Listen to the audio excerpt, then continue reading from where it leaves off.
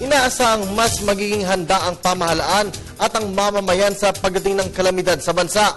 Ito ay sa pamamagitan ng Project NOAA na magkakatulong na binalangkas ng iba't ibang ahensya ng pamahalaan. Si Bianca Piedad para sa detalye. Ang kahandaan ang luna sa pagsapit ng kalamidad. Bilang isang bansa malapit sa dagat Pasipiko na may tropikal na klima, madalas kaharapin ng Pilipinas ang dagok ng kalikasan.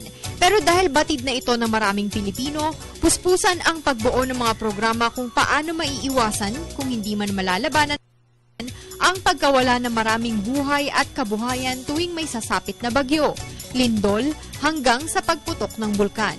Isa nga sa inilunsad na proyekto ng pamahalaan sa pangunguna ng Department of Science and Technology ang NOAA o National Operational Assessment of Hazards. Layo ng Project NOAA na magbigay ng tulong at babala sa panganib upang maiwasan ang mga sakunang dulot ng hagupit ng kalikasan.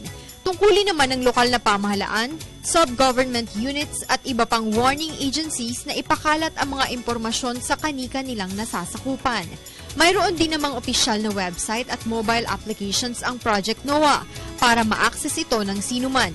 Dahil dito, maaari mo nang matansya ang regular na galaw ng ulan at hangin. Masusubaybayan mo na rin ang sitwasyon ng baha at makikita mo din kung saan naroon ang weather station sa buong bansa.